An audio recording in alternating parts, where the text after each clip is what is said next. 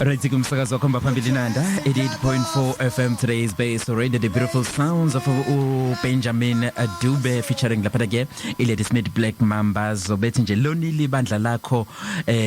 bashweleza bathi inkosi lonile ibandla lakho. Umsakazo wakomba phambili Nanda 88.4 FM. Today's base radio isikhathi sakho nje imzuzu ithayibe 10 libombelelo na ke ihora lesishagalolunye khona la umsakazo wakomba phambili Nanda 88.4 FM. Today's base radio kamalami ngumfundo wakamthembu uzohlala nawe kuzokubombelelo na ke ihora le12 kamantu mawufuna ukuxhumana nathi ke kulolu hlelo asilungiseni ungaxhumana nathi lapha nje 0687649969 0687649969 andangihambi ke khona lapha ke uThabo Sambothi. Uhlelo lethu ke namhlanje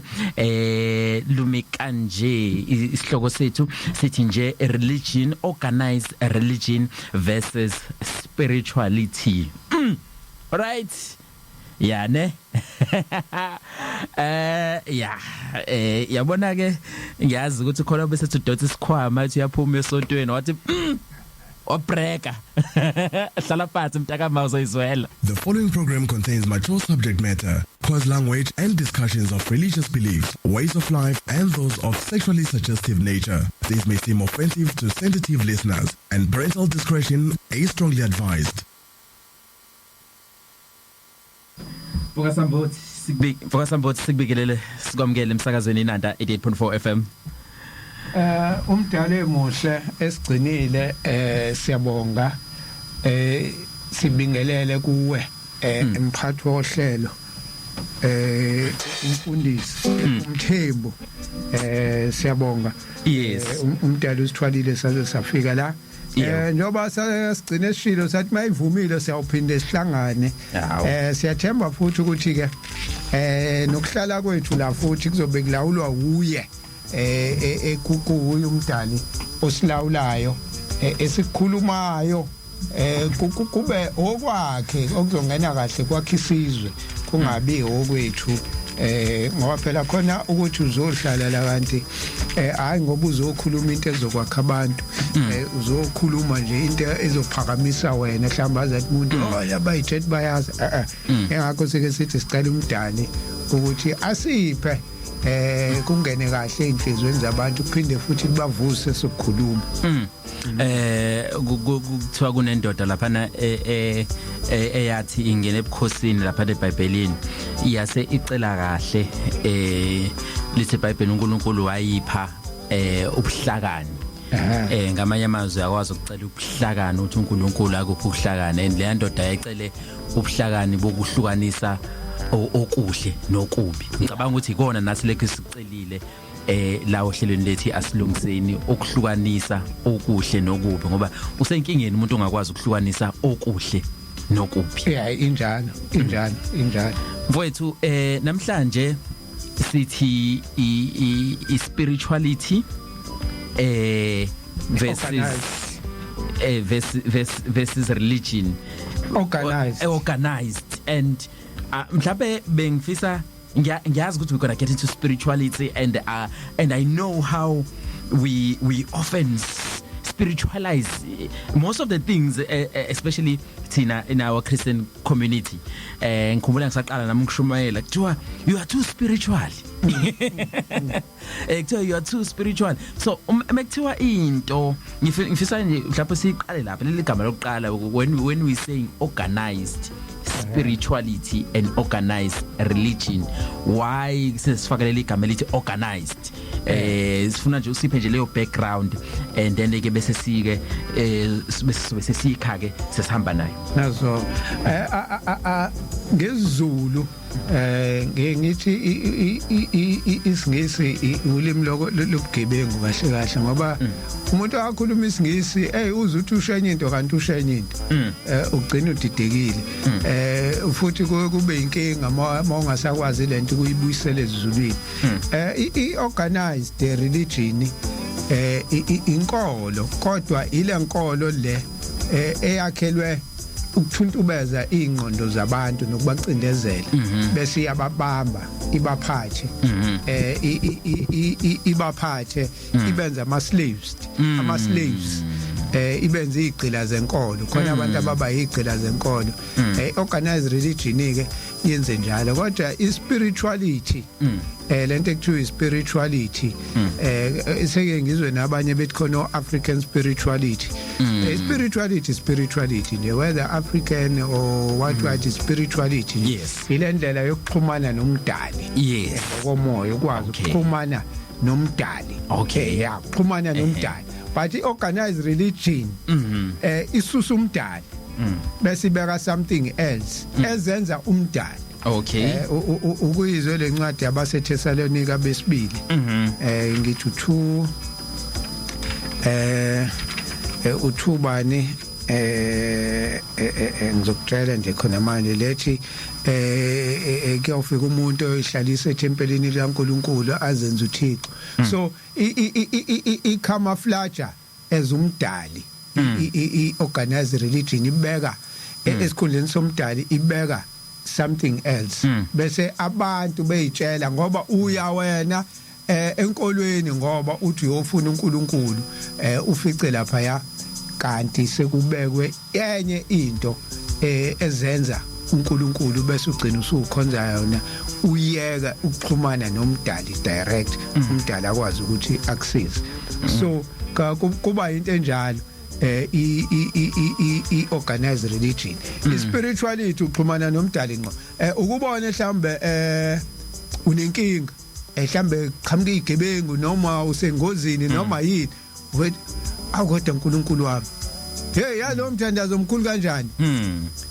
uvela usinde mhlawumbe uthi nje akodwa uNkulunkulu wami yabo angithi manje you tapped into the God within lo show uJesu usokhuluma noNkulunkulu wakho lo ngaphakathi kwena wa-activateka waseyakuvikela kuleyo nto ebezi kuvikela spirituality ke lezo how to isikhathi esiningi ke spirituality abantu basebenzisa ngoba besenkingeni abakwazi ukuthepina to spirituality ukuze ahlale umuntu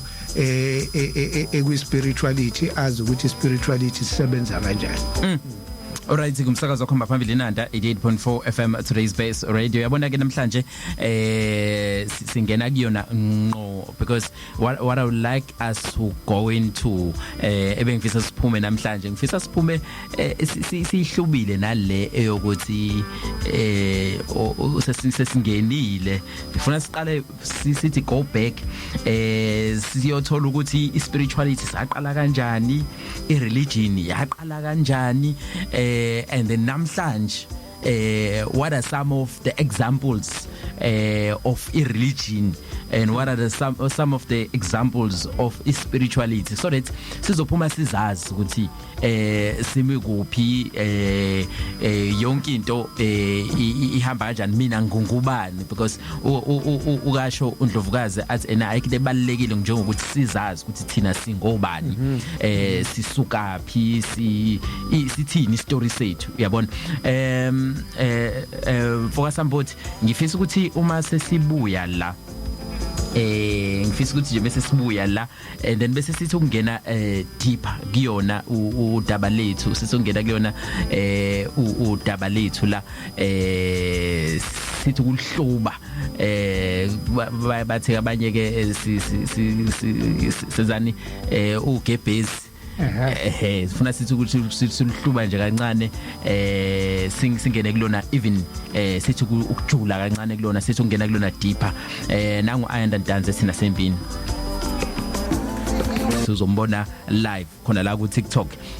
sikhona ke la ku TikTok nawe uzokwazi ukuthi ungene u request kuba i guest and then ke bese ke uphawule noma ubuze la ufuna khona ukubuza khona futhi ke uyakwazi ukuxhumana nathi usend voice note noma usibhalele lapha na ke ku WhatsApp usibhalele nje send voice note uzame na ukuphawula lapha na ku noma ubuze because sikhuluma ngezinto ezibalekile I think wonke umuntu whether uya esontweni noma uye esontweni uya kuliphi isonto noma yakuliphi ithempeli noma kanjani uyathempela uthempeli uma nje ungumuntu into ethi religion versus spirituality iyangena kuwena so this is your show regardless ukuthi ubani umncane umdala regardless of age but this is a topic that esifaka sonke mfowethu Sambothi usinikezile ibackground lapha wathi na ireligion wathi into ezenza ubuNkulunkulu kodwa ingayena ingenayo uNkulunkulu phakathi wasinikeza spirituality wathi spirituality indlela yokuxhumana noNkulunkulu kunjengokuthi ke mhlawumbe ungathi ungena engozini yemoto bese ubiza igama likaNkulunkulu bese usinda wasibiza ukusitshengisa ukuthi mhlawumbe indlela le yokuxhumana noNkulunkulu ubiza igama noma wenza umthandazo igama olibizanga vela nje uNkulunkulu wami wenza umthandazo nje omncane ngamazwi direct yes waxhumana noNkulunkulu wase eyakusindisa ngalo umzuzu lo sikhuluma ngakho mesikhuluma ngesithi ke spirituality. Now ngifisa lento esikhuluma ngayo mfoka Samboti spirituality ne religion njengoba sisibiza manje sizothi organize, which means kukhona no disorganize engithanda usungena kuona ngokuhamba kohlelo. Now mesibuka ke spirituality ne religion isukaphi lento yaqala kanjani size nje izifike la khona sesiyazi khona sesizoyifaka organize isukaphi umsuka wayo izizongena thina ke abantu abamnyama ingene kanjani khona la eSouth Africa yona lento ye religion nento yaka spirituality noma yayikhona la ekuthina abantu abamnyama kodwa mhlawumbe yayingenye indlela icela nje usithathe usibeke usinikeze nje isithombe umsuka wayo. Siyabonga Mvelasi lento indala ngingathi uhijackwa kombuso kaNkuluNkulu uhijackwa omubi sizoyibeka ke ngokweBhayibheli sithi ihijackwa uSathane ingena lapho ke indaba yeorganized religion khona lencwadi le ekade ngiyifuna yabaseThesalonika besibili u8:10 ithi lapho kuzakombulwa lo ongena kumthetho yakumqeda inkosi uJesu Kristu ngomoya womlomo wayo imchithe ngokubonakala kokufika kwayo loyo ukufika kwakhe kungukusebenza kukaSathane ngawo onke amandla nezibonakaliso nezimangaliso zamanga nangayo yonke inkohliso yokungalungi kwababhubhaya ngenxa yokuba engavumanga ukuthanda iqiniso ukuze basindiswe. Ithi ke ukufika ke kwenkosi uJesu komqeda umuntu ongenamthetho oseyihlalisa endlini kaNkuluNkulu ukhohlisa abantu ngezibonakaliso nangawo wonke amanga makuthiwa ke yofika inkosi uJesu abantu bake bacabanga ukuthi uyofika physically yodilika lapha phezulu abone no ukufika kwenkosi uJesu ukufika kweimfundiso zakhe to revive imfundiso zakhe ukufika kwakhe ngoba lezo imfundiso zakhe izona eziqeda amanga izona as exposer lo muntu oyihlathise lapha ya oyi-imposter endlini kaNkuluNkulu ozenza uNkulunkulu ukuthi hayi akuyena lo impisi le ake ngiveze lento ekuthiwa spirituality sizoya lapha kuyena uJesu waseBhayibhelini sizoyithola lapha kuMateyu 6 uMateyu 6 onentshumayelo sentabeni kukhona ke lapha ku9 kusuka ku9 la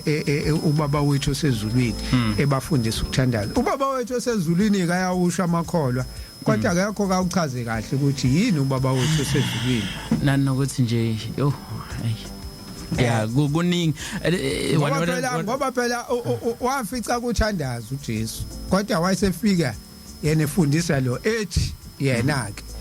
anothi uma nithandaza nithi baba wethu osezulwini. Now iorganized religion ayize ingayichaza ayize ngawuchaza lo mthandazo ukuthi wayezakhe lo mthandazo wayithini because this is a coded message edinga ukudecodwa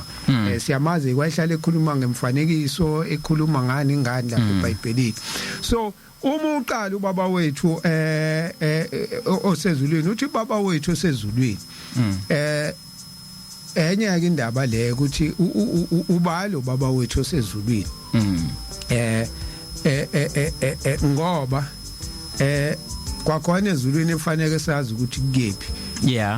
kungaba ezulwini ukukhulunywa ngezulu leli elapha esibhakabhakeni ikephi leli zulu akhuluma ngalo inkosi Jesu ngifuna khona incwadi futhi engiyifunayo le ethi umbuso the kingdom of God is within mangase ungibhekele yona uthi ke baba wethu osezulwini mayikhuluma ke ngezulu uJesu wabachazela ke abantu wathi umbuso wezulu awukho lena le ukuze ufune ubonakala kodwa ungaphakathi kuwe so uma ethi ke baba wethu osezulwini kushuthi nalo baba ungaphakathi kuwe ngoba izulu likhomba ngaphakathi kuwe he is within you so lo baba wethu osezulwini mhlawumbe omunye umuntu uzocabanga indoda enkulu enetshebeleke idwetshwe ithombeni ehleli lapha emafini aya manje inkinga ukuthi emafini kanjani ngoba uthe yena the kingdom of God is within so nalo baba ke uma khona is within you so akakhulumi ngendoda mayikhuluma ngobaba ngoba uNkulunkulu asimazi siyazi igender yakhe ukuthi uyisima kanjani izimeli izifemale iziwhat asimazi akekho okwambona kahle hle ukuthi unjani kodwa uyafika izimo ehlukahlukene so uLuke 17 verse 20 and 21 ithini zokuvulela nje kuna manje kodwa akibe ngiqhubeka wena usayicinga lapha so ukhuluma kamayithi baba wethu osezulwini ukhuluma ngale divine energy the divine source elanga phakathi kwena uthi ke baba wethu osezulwini the moment usho njalo uyayiactivate ile nto vanalento engithe ithi uNkulunkulu wami uyam-activate manje lo uNkulunkulu ola ngaphakathi ezulwini eluwena ngoba uzokukhumbuza uJesu skathi enza lo mthandazo ukuthi hey heaven is within you so khumbula ukuthi noNkulunkulu ungaphakathi kwena so isoul yakho ayikhumbule bese yam activate bese thike mayiqhubeka athi malingcweliswe igama lakho kwalelo gama ke ukuthi lubani igama lakhe esikhathi ulibiza ilona eli vibration or eli energy lekwazi ukuthi ikwenzele lokho osukucela noma osukudinga ngaleso sikhathi so that name sikhathi ulibiza siyongena kulo ngelinye ilanga ngoba phela bengithi sazolibuza no akakwazi ukuba negama elilodwa akakwazi ukuba negama elilodwa futhi kahle kahle it's not a name wayekathi ubaba umbhele ithobo zikamveli nqangi ngoba lesasizwe sithi umveli nqangi lesasithi uala lesasithi ubani but likhona igama kuzo zonke izilimi nakuzo zonke ukuthi ukuze zonke izilimi uzokwazi yes so once you call that name lelo gama lakhe wathi mveli nqangi usubiza le vibration le yakho uconnecta yes nale energy engaphakathi kwayo uyayibiza uyaconnecta nayo uyayiactivate so uJesu lo mthandazo lo owenziwa nje isilolozelo kahle kahle because uJesu wayengezele njengoba bamthatha ke manje base bemenza uNkulunkulu benzela ukuthi ungayitholi nezimfundiso zakhe ukuthi wayizovusa abantu ezoba activator because iorganized religion yangaleso sikhathi ayimcindezela uNkulunkulu ngaphakathi kwayo abaSadusi nabaFarisi njengoba wayesho ethi no ngoba iorganized religion ifike ibe nayo into kaNkulunkulu kodwa futhi ifune futhi ukucindezela ukuze uzoba isithipha sayo yabo idlale ngabantu ingakho ayithi babopha imithwalo abangayithwali bona abaSadusi nabaFarisi bese beyithwesa phezulu kwabantu imithwalo abantu imithwalo engeni kwazi ukuyiphakamisa nangomuntu yes uthi kodwa nithwe yenza njalo iyona organized religion ingakho ke ayiclash nalama group amabili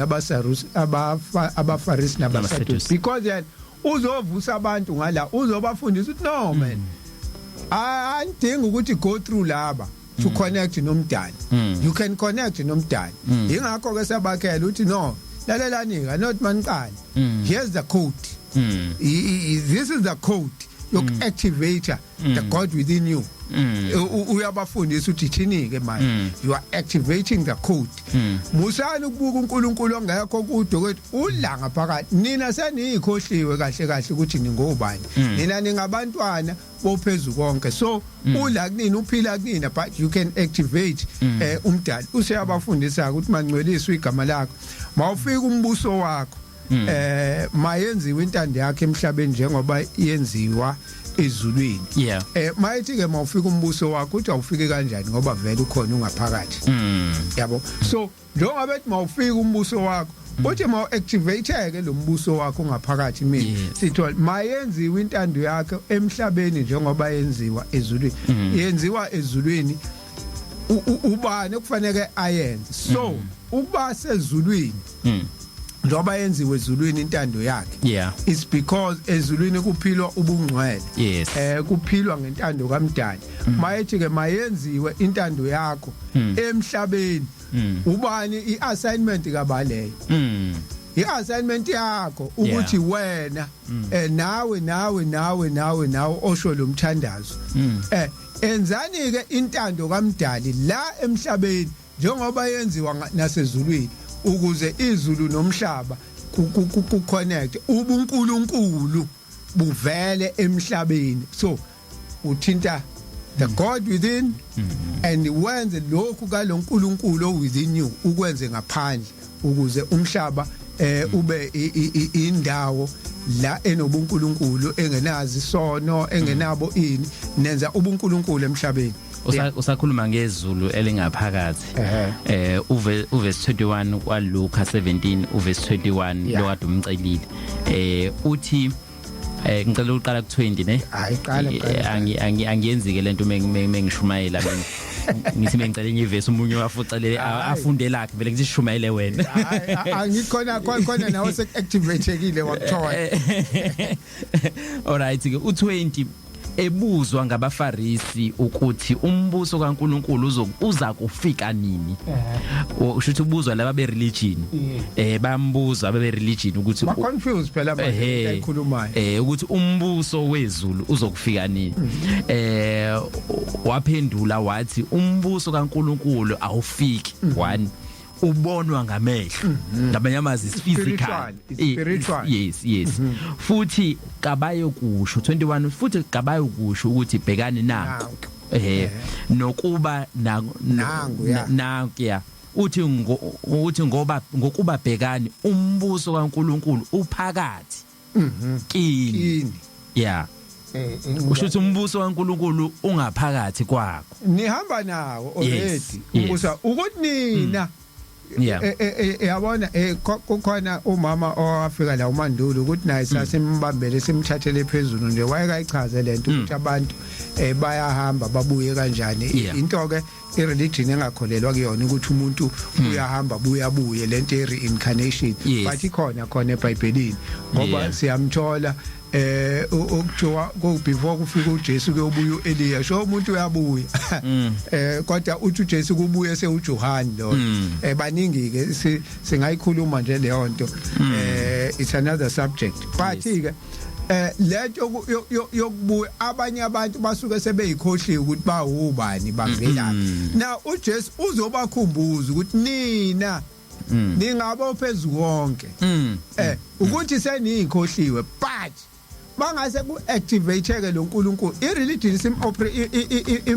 imcindezele unkulunkulu ukuze angabonakali kodwa mangase activate nizobonakala umbuso-ke wezulu ungaphandle umhlaba ungaphenduka izulu ngokuthi abantu benze unkulunkulu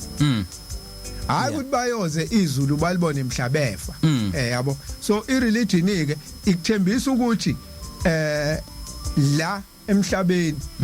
uzophila nje uyona wenzani ingakho kufanele kudependele kuyona ireligion ukuthi nikela enzani ukuze uthi mawufa bese uyezulwini no uJesu ke yena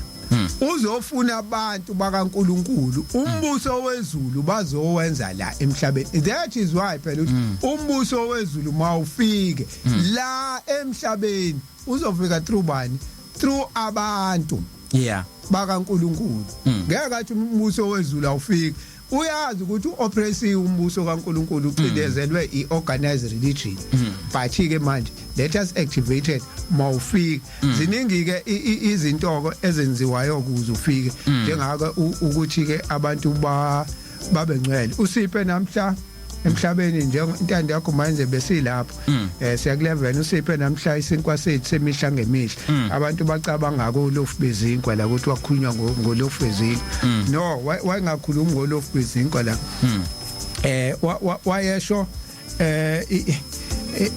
khona igama ke lapha ya kuGreek lalisetshenziswa eBhayibhelini lesiGreek elithi episiosios elalisho lichaza lento ingakho ethi uJesu khona la ethi mina ngiyisinkwa semihla ngemihla wayengasho ukuthi ulo kodwa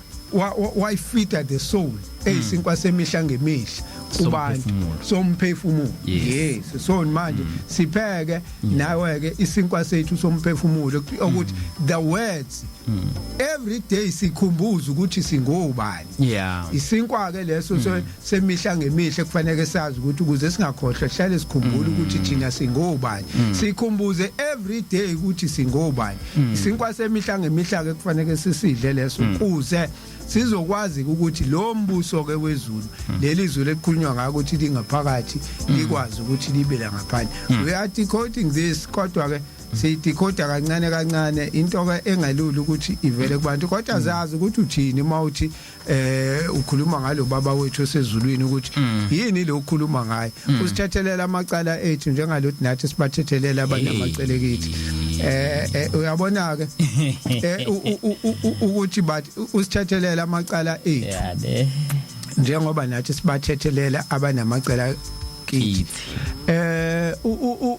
Ukuthethelela it's a must, hayi ukuthi it's a choice. Kahle kahle ngoba uma ungathetheleli ukuze lento ekuthiwa no forgive someone ukuze wena ube free. Ngoba uma ungekho free uyoloko ubambelele kulento lento ijika igcilaze wena.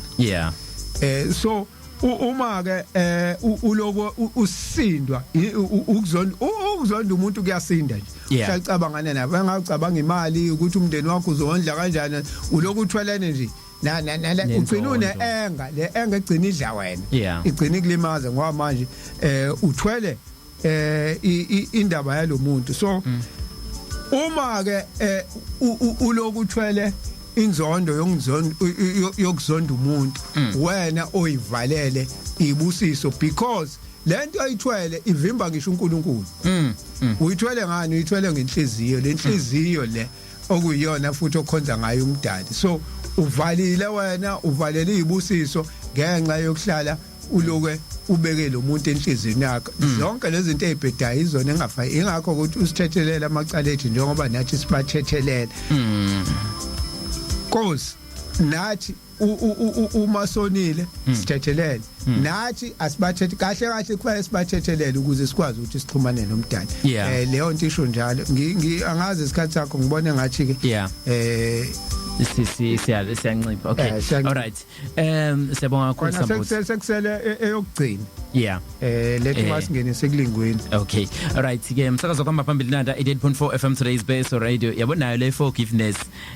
sobuye siyibuke ngelinye ilanga.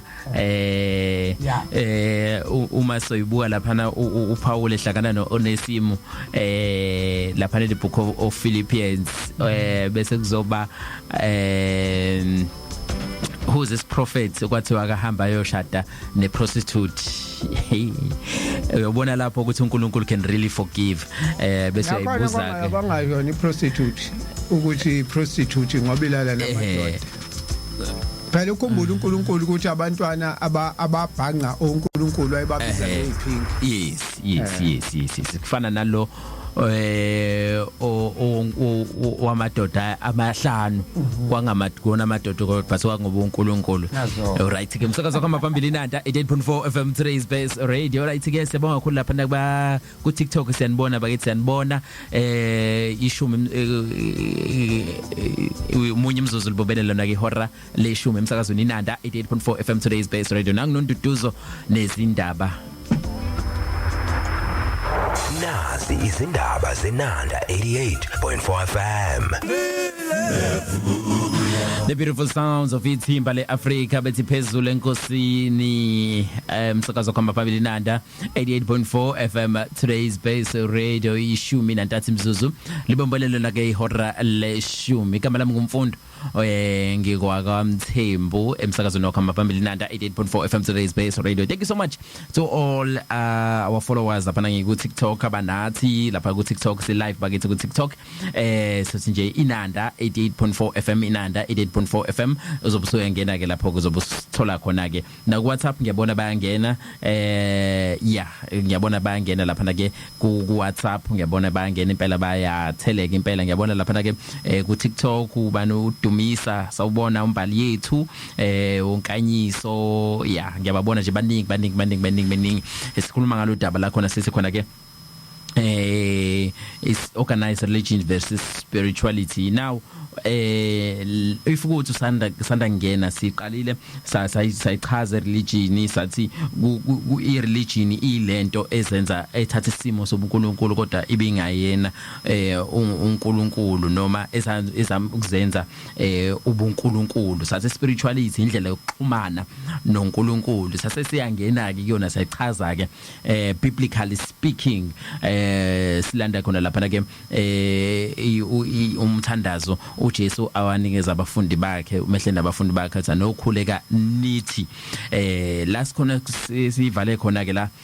vuka sambothi sivale lapha na ke sesikhotha lapha na ke uLuka 17 sikhokha uLuka 17 uverse 20 no verse 21 ukuthi uverse 21 lapha nosa ukuthi ke uma iseuvala ke u21D thina ke singama scholars uzothi umunye uphu D kulo ya 21 isochaza ngenye ilanga ukuthi iverse liba no A liba no B liba no C liba no D kwesikhathi beqhubeke kwesikhathi libe no A no B no C kwesikhathi libe no A nje kuphela kuye esikoleni ke lokho ke ukuthola umuye engasesikoleni ke lokho ke ungathi umvulelo umoya then again phana u21D uthi umbuso kaNkuluNkulu uphakathi kini umbuso kaNkuluNkulu uphakathi kini. Usambothi bekhuluma lana ethi ethi kulapha umthandazo ethi umbuso kaNkuluNkulu uma yenziwe intando yakho emhlabeni njengasezulwini. Wasefika nala kutheni khona ke usithethelele amacala ethu njengoba nathi sibathethelele abanamacala kithi. Asiqhubeke ngoba 13 manje yokugcina bese singena ku religion. Yes. Eyokugcina u13 lapha ya kuMateyu 6 ithi ungasingenise kulingweni. Uyabona ke le isilidela lapha ya ku religion ke le. Okay. Ithi ungasingenise kulingweni. Yeah. Uyabona ke la mayifika khona ethi ungasingenise kulini ngoba uyambona ubaba wethu osezulwini ukuthi mude kanjani kahle akuyona nje lento ufika uyifunde nje ungazi futhi akuyona into encane mude siyawuthinta nje mhlambe ngelinye ilanga futhi siyohamba even more su expand kodwa ngenxa yohlelo sikulona nento ezimbili esikhuluma yazi ungaba uhlelo lonke ubaba wethu osezulwini uwodwa nje. So la uthi ungasingenise kulingweni uyabona ke mawuthi ungasingenise kulingweni ila sithi khona kukhona lo muntu ireligion iyafika bese ithatha isimo sikaNkuluNkulu izenza uNkulunkulu uzokhumbula uJesu lapha esentabeni uthi kwafika uSathane wathatha lento awuthatha lento wathi ayinabungozi lento thatha lento wena yonke lembuso kuzobe yakho uvele kungeyakhe uthi wathatha lento kuze yonke lembuso kuqala wena uthathe lento konke nje uzobona kuzoba okwakho ileyo nto akethi ungasingenise ekulingweni kukhona uthi uyakholwa yazi kushaya inkinga zikushaya inkinga uzubona ukuthi no ayibakutshele uqala tshela abantu ha khona uyakholwa kodwa khona usibanibani ukuzama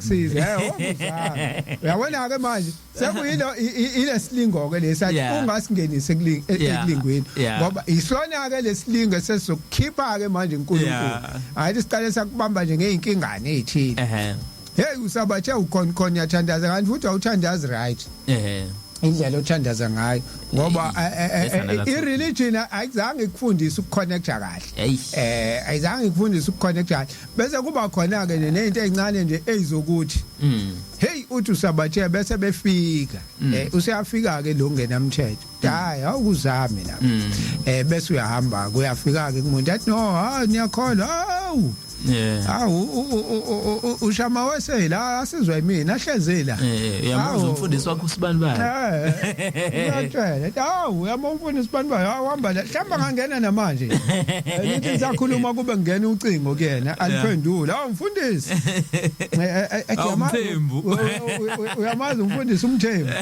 uya lo ngifonela hayi naye usindala ekhaya banjalo ke labantu ke bayathanda abanayo lento abafana nodokotela ekuthiwa patient doctor confidentiality ba advertise ngomunye umuntu asebeke bamsiza bona ukuthi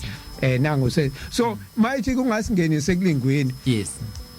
isho ukuthi ke leyo nto ngoba khona la khona vele sithi masihambe empilweni kube namaginqiginqi sibe nama hiccups asingafuni ke ama shortcut asilinde umdali singayi kwabantu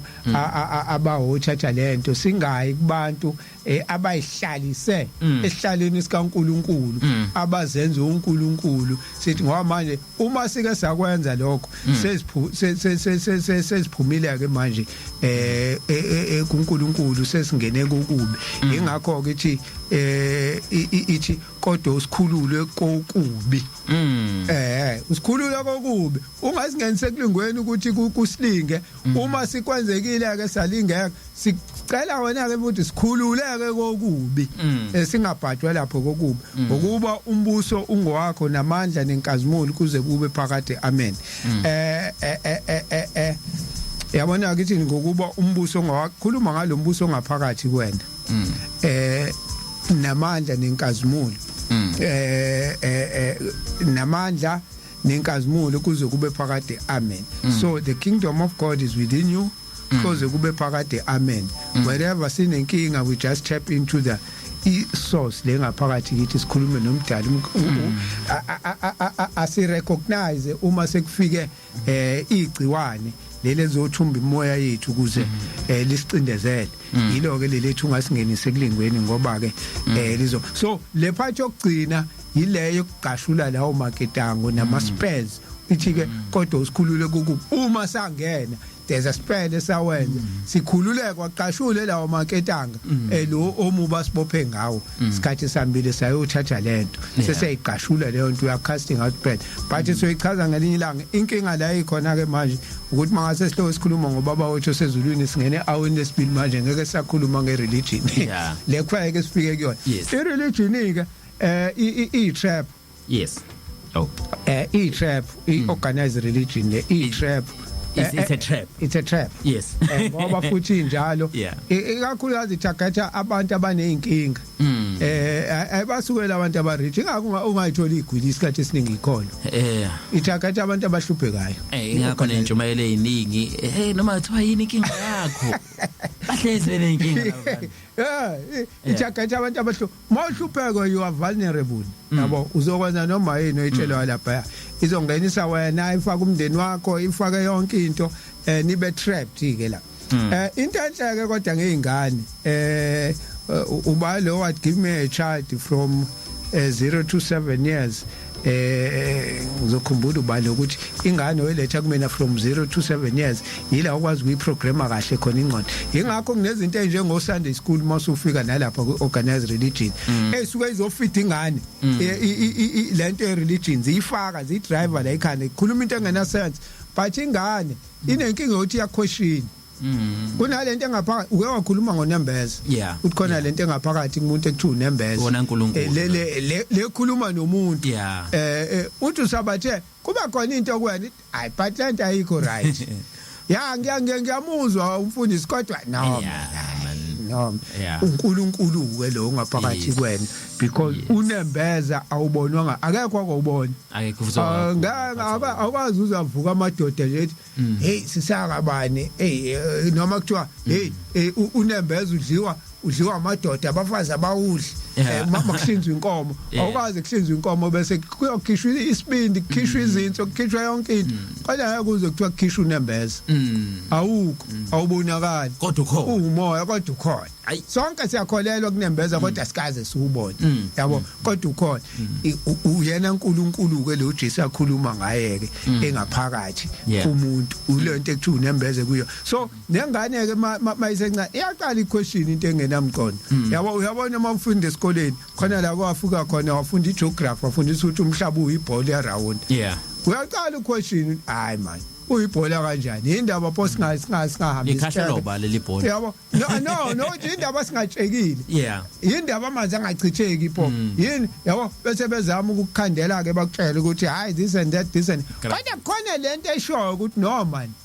kodwa manje bazoyidrive lento uzuyikhola uyibona ukuthi ayikho for example ireligion uthi masuqala uyiquestion uquestiona kuyisona usuhlubukile ungena umoya yeah that's what we were taught nathi kuthiwa uNkulunkulu akabuzwa once a question so futhi awufu njengoba siphuma eBible college nje kuthiwa ingakho kuthiwa religion is the enemy of critical thinking ireligion ayimfuna umuntu one critical thinking okwazi ukuyicabangela iyona kufanele icabangele kufanele kuzwe ngayo yonke into if uquestion unesono ungenwa amademoni kufanele uthandazelwe wena ngane ngoba manje usungenwa amademoni kisho le demon nawe ingane ziyaquestion yabo ingane ke izosuppresswa ke lento ithe iquestion ayitshela ukuthi inamademoni nana but why nithi uJesu wazala ngoDecember 25 kuphi eBhayibhelini kuphi iyabuza manje yawa manje it's critical thinking ngiyayenza but there's something la iblant eBhayibhelini sengibheka ngiyitholi usungena amademoni usuqalileke usuqalile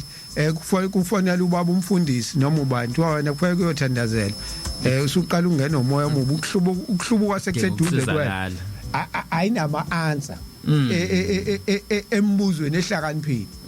le iorganized religion once wabuza into ehlakaniphile ayinambuzo uzosatshiswa uthi esikhogweni wena kwasha kwacima ilento drive ke kwiorganized religion ngoba kufanele ibamba abantu ngani ngefear it rules by fear ukuthi ihlala ikufake kwifear uJesu ke wayezokhipha abantu ke uJesu waseBhayibhelini kule yanto liya ababeyifakwa abaSaddusi nabaFarisi abase phela kwaze kuyibona uNkulunkulu betshela abantu izinto bona bangazenzi same nala abantu bakhonza ichurch leader isihlalise ekwilento opapa laba papa odidi baze bababize ngodidi ngoba usehleli between wena noNkulunkulu wena you can't go to God ungazange uvaye kuyena so unemonopoly lo uyena onendlela eyaNkulunkulu awukwazi wena ukuyikhulumela noGod so iba manipulate kanjalo abantu bese yabathi so now lento ke idevelop igcina isiyitrauma ingane ekhula nayo ngoba manje ukhula ngefear so isuppressor i-free thinking awukwazi ukuyicabangela ngoba manje uhlala lento ke yenza ukuthi mayisekhule umuntu kuze kube nalento ekuthiwa umuntu kukhona igama lesingisi ekuthiwa procrastination lo muntu lo muntu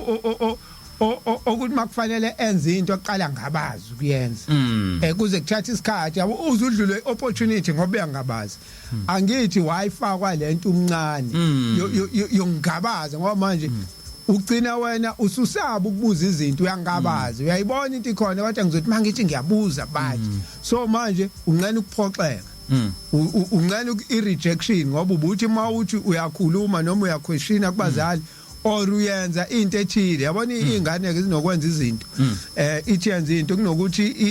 ingane kufanele kuyincome nje mayenza into or imayenza into wrong futhi uthi no lento ayenziwa kanje yenziwa kanje ungathi hey yabona ke wena kwaukuthi hey lo sathane wakho kwaukuthi yabona ingane uyayilimaza lapho so noma isikhulile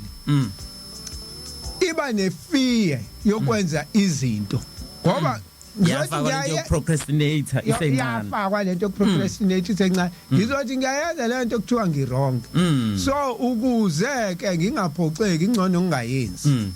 yabo angivele ngihlale ngingayenzi lento sekungena ke kwalento ke umuntu uyambona umuntu nalesifo khona abalalele njengamanje uyaxaka ukuthi ayingeni ke through religion kuphela lento procrastination iyafakwa even through isikole yabo endaweni eziningi iyafakwa na umzali ekhaya yokuthi uhlala uthi mawenza into ingane mayenza into mhlambe ithethiswe kabuhlungu ingafundiswa ukuthi no lento yenziwa kanje uzogcina ke noma usumdala isikhona lento so but religion plays a big role kulezi zinto lezi ezokuthi ifaka abantu kuyifear yokuthi bafike kuyi-express nani ngokubona ingane mayifunda kakhulukazi kulezi ingane zabe ezikole zabelungu ifundisa ukuba confident abafundiswa wona kakhulu so manje i-religion izokubulala i-confidence ngoba kufanele uhlale uyisithithithi ulandela ngemuva mawuke wathi uthi iyakucindezela usuphakeme ingane ekwenze lokhu kwashaqe abakufuni awubi ne-confidence ngoNkulunkulu wakho ingakho noma sebekhulile ukubabonela kuma podcast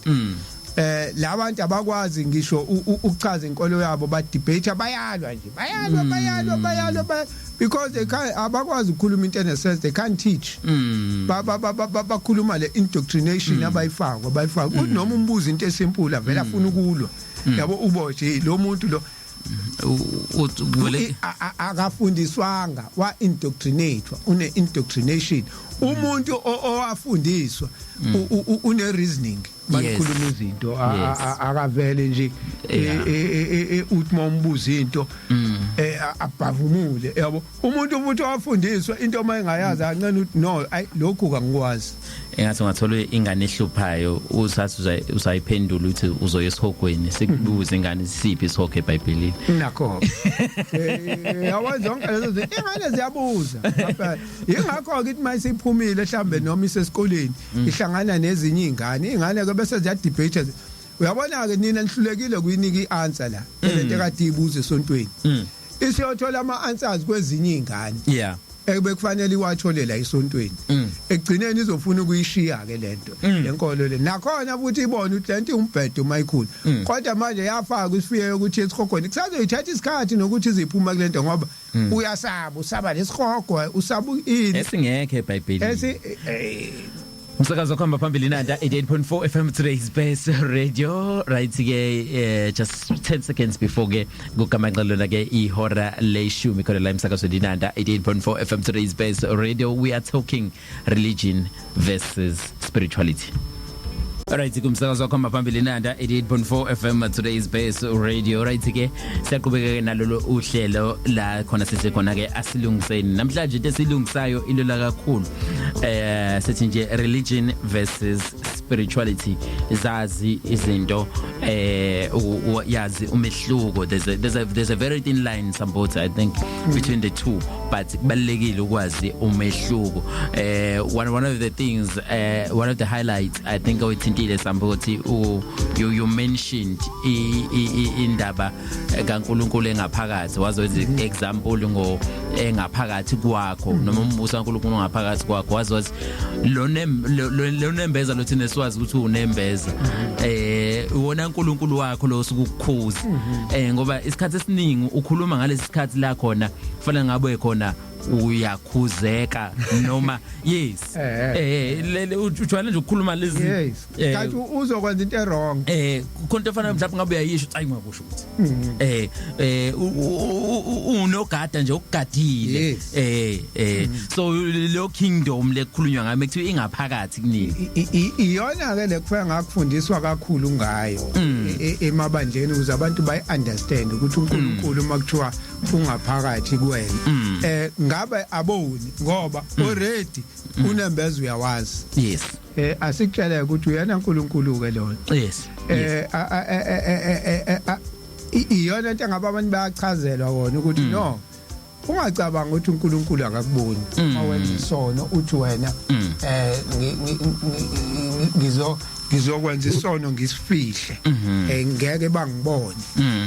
but uNkulunkulu uhamba nawe yingakho abantu baqala before kufika iorganized religion uzokuthiwa khona abantu kuthiwa abangoni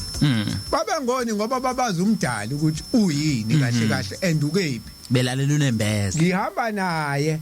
njoba ngihamba naye ukumina so ngizomcashela kanjani ngizosenza kanjani isono engithi ngifihlile angibonwa abazalwane ngikhodla ukuthi uNkulunkulu la kumina uyangibona so ngimcashela kanjani awukwazi ukumcashela ngoba is within uJesu uzokukhumbuza lokho mangithi mina uthi umbuso wezulu ungaphakathi uNkulunkulu ungaphakathi wayezobakhumbuza abantu ukuthi hey ukhona all the time noma inini mawumdinga you just tap into uzokulalela yabo enza wena intando yakhe njengoba yenziwe ezulwini noJesu uyasho ukuthi ubaba kumina nami ngikini bese ethi hlalani kimi nami ngizohlala kini hey njalo Sambothi now mase sidlula ke Sambothi siya kulentuza sinaba ke manje ngapha ku religion nobungozi bayo religion weaponized ngoba phela iya weaponized manje yes and thiwa umungeza ukuthi uzoyisihogweni uzophelela esihogweni umungenza ukuthi kuzoba nje usu wrong ebe esho yena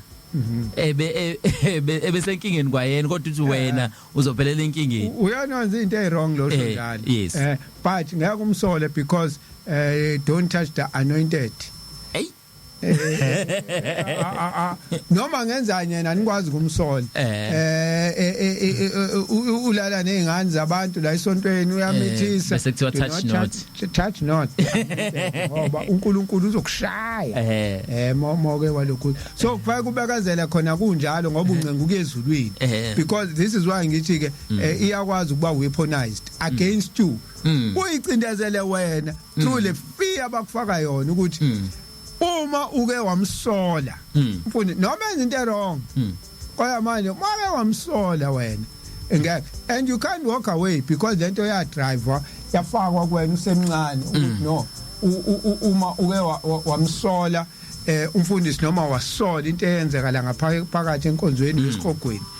so umuntu usehleli and ibekwe ngalendlela ukuthi izulu elaleli ibanja okulona la amanye ingakho phela ukuthola amakholelo ke debate kangaka nako lokhuzi nakhona la kuma podcast nako TikTok whatever because elami ibanja ngcono kunelakho elami lezulwini elami lona eliphethe ezulwini elakaliphela yazi kwala ngisho efana amabandla enama faction angafani angizwe ibandla lamaNazaretha lilodwa kodwa manje inabaholi abahlukene kodwa loyo naloyo uthi lela ali ezulwini ilele lasezulwini lela liyezulwini ilele lezulwini lela li wrong kwamanje labantu bayinto eyodwa yabo into enjalo ke manje mangakuthi religion has been weaponized ukuthi ikwazi ukuthi indoctrinate ngalendlela yokuthi even to walk away uyasaba ngoba manje if ngiphuma la angiyezulwini so sengihlalela ukuthi sengihlalele nje ukuthi ngezulwini and utsheliwe la ukuthi uyisoni wena uthi ufika lento ekuthiwa uzokuthiwa kukhulunywa nangama original sin uzala unesono uzalwa kanjani unesono yawo uzala unesono ingakho ingane beyithatha beyibhabhadise izelo kodwa kwa Jesu lo olandelwayo wabhabhadiswa indoda endala yabo so uyabo abantu babebhabhadiswa sebebadala babhabhadiswa ngisho ingane ngoba sine original sin so niyatshelwa nje ukuthi nizoni this is why ke abelungu bafika ne colonization ne religion ne organized religion ngoba yayizokucindezela abantu it's time ukuthi abantu baphume ku organized religion ne ecindezela abantu and find the spirituality find uNkulunkulu emabandleni abo. This is why kuthola abantu abanjengo Bushiri nobani bekwazi ukuyiphonize lento bayisebenzise ukuthi bakucindezele ingqondo bese bekumilk imali ngala lethe yonke imali ngala ngakubona ngoba nalabantu abake uthi babanjwe lento organized religion abanye babo kwabona banali iqiniso basuke belapha hayi ngoba beyofuna uNkulunkulu bezwe kuthiwa kunama miracles emawuzalana nje uzoba prosperous uzoba nemali business yakho uzoba right vele bebengezili ukuzofuna uNkulunkulu kodwa ngoba le nto inegama laNkulunkulu nabo beze ngamanga bese ngathi sokhona kodwa bese benikela kakhulu so I'll get more blessings yabo nabo vele bebezothenga impumelelo la hayi ngoba bebezokhonza uNkulunkulu bathi bazobamba isonto kanti vele liphethwe iqola nalo lizobamba bona bajeke babambeke lapho uzuwaboneke lawa prosperity gospel isikhathi esiningi ibona ke la agcwele labantu ngathi bafundile banemali bagcwele ngale ka prosperity isikhathi esiningi ke bona ibona abagcwele kakhulu ngalapho ngoba manje bayele vele ukuyokhonzela izinto bese befike bayatrepeka ke lapha ya batrepeke in such a way yokuthi kakhulukazi lawa aphethwa ama foreign kuze kuthiwa resign emsebenzini uthatha ipackage ubuzonikela ngayo la uhlala ubabona njalo ubani baphuma emaphepheni wathatha wonke ipackage yasemsebenzini pension yakho ithathwa ifu esontweni hawu nikela kanje nanga omunye athi simbone wambona eshisa certificate yawo leyo nto nje sekwenye into leyo lapho ke njoba siphumile nje this is the only copy amanye ama universities awusakhipha amanye ama ushisa ama-copy ushisa ama-original wafaka umlilo now so into enjalo ke le organized religion ngoba ifuna ukumgcina abantu ifuna ukubenza ama slaves whatever type of slave ezokwenza yona you can be a sex slave mongena mali yakhona khona la you can be whatever uzosebenza khona la ungaphumeli ngaphandle abanye ba ama slaves ngokuthi baloke belethe imali nje beloku beyifakile nje la aphile nice life yena ahlale nomndeni wakhe kuma suburb ahamba ama holiday athenga ama jet abe nayo yonke into ibandla lihlupheka so mawu iquestiona ke lento wena ubonakala njengomuntu ohlubukile umuntu uvukela mbuso you are of little faith so wena nje indaba yakho ayikho ngoba uyaquestiona manje izinto kanti lento ikufake ukuthi ikufaka ukuthi yabona abahluphekayo kuthiwa behavior laziphathe kahle la uyobusa kwenzayo behavior la emhlabeni kodwa yena bayabusa la ngakubuse la ukhuluma umuntu obusayo la ukhuluma umuntu obusayo la nimthengela imoto ushintsha imoto njalo kodwa uthi wena ngeke uzobusa la uyobusa ngale uyobusa kwenzayo ngoba wena ulethe konke kumina mina ngabusa la emhlabeni because I'm the anointed kufanele mina ngibusa uyabona nje leyo nto ukuthi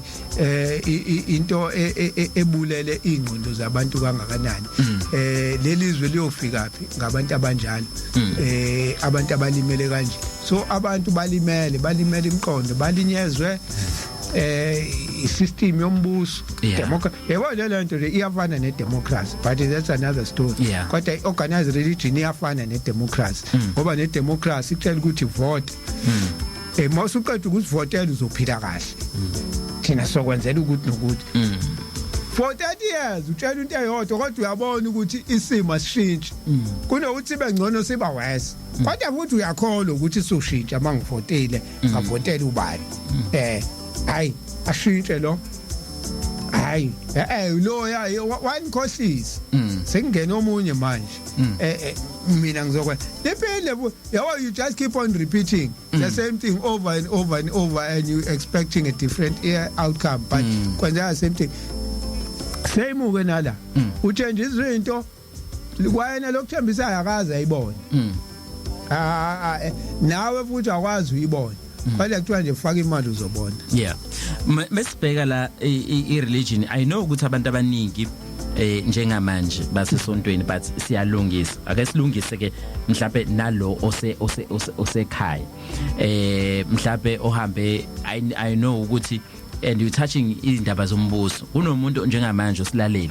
ohleze ekhaya and uhlaliswe ukuthi esontweni kwakunganikelwa kanje kwanami ngangize ngiyibone ngingalutho ngenxa ukuthi akunayo imali because sometimes umungenayo imali ubona kubusiseka laba ngazi bayabusiseka kakhulu laba abanemali vele yokunikela kube sengazi ukuthi wena uhlupheka ngoba awunayo imali yokunikela futhi ke vele ngcono vele ngiyihlalele ekhaya yabo so kunabantu because kahle njengamanje uyafunda ke lo mlaleli ukuthi kahle lento engihlalise ekhaya is religion it's not spirituality vele lento engihlalise ekhaya ayinankulunkulu uhleli noNkulunkulu ekhaya uhleli noNkulunkulu uhleli noNkulunkulu ekhaya akazi futhi ukuthi uNkulunkulu la kuyena yeah and kuningi ukucindezeleka and okubhlungu kakhulu ukuthi ingcindezi ayicindezelo lapha esontweni ukuzenyeza ayizenyeza khona lapha esontweni ngisho isaphuma kulelo sonto usahleli nakhe ekhaya yes and kumcindezele that's how ngithe mina religion weaponized ingozi lapho ngoba ikwazi ukucindezela ngisho usuphumile kuyona uyicindezele wena usadliwa na iguilt ukuthi mhlambi ngoba ngaphuma lapha ya kodwa ukuthi manje ongakwazi lento yenza mina ngiyengibona umuntu ongenalutho uyazi organize religion ngendlela scam ngayo ngikhuluma ngeSunday school ukuze kubambe kahleke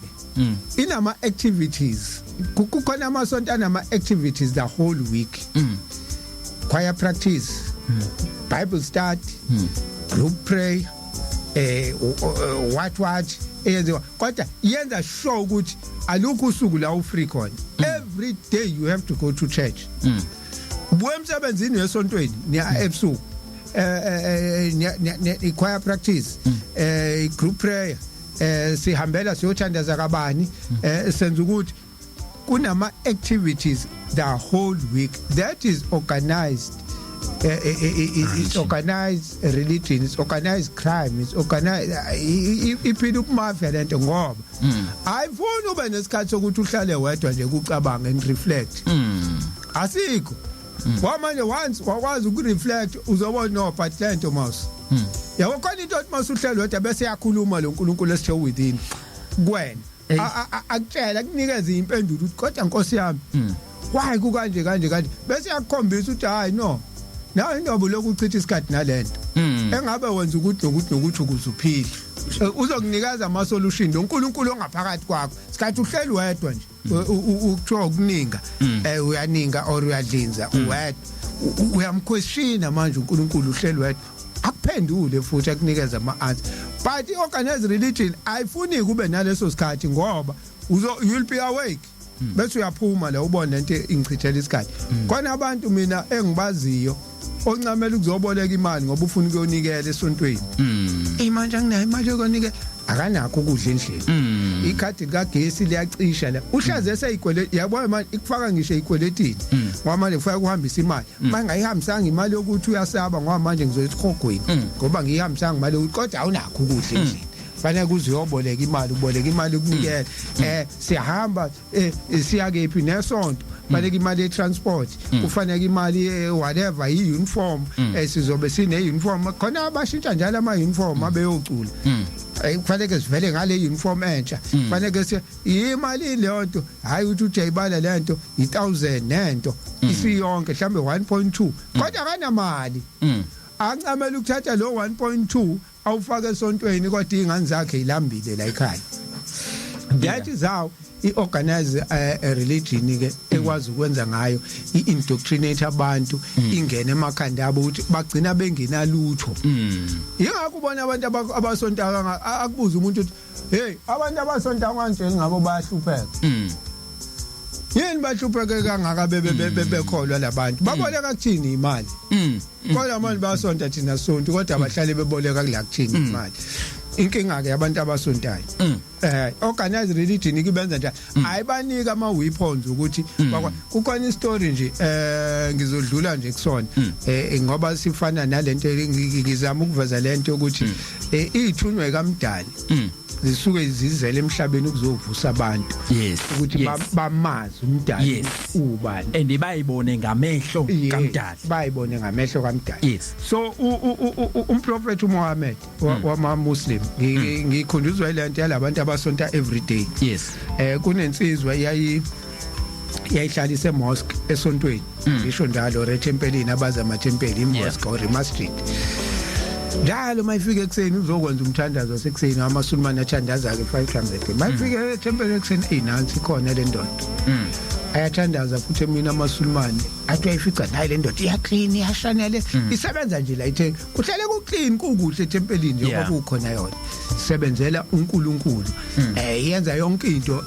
yabo nje ihandyman la ikhuthele esontweni ihlezi la daily ayibuke lento umprofeti bese one day afike ephethe imbazi esontweni afika ibeke lapha ya kuthandazo uqedwe kuthi makuqedwe umthandazo bese ibiza le ndoda athi yazi ngikuphathela isipho namhlanje ngikuphathele nayo imbazo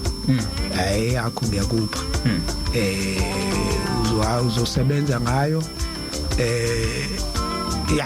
imbazo nje lokuthi uzophilisa ngayo umndeni wakho hawu jabule le ndoda ayithathe lembazi ihamba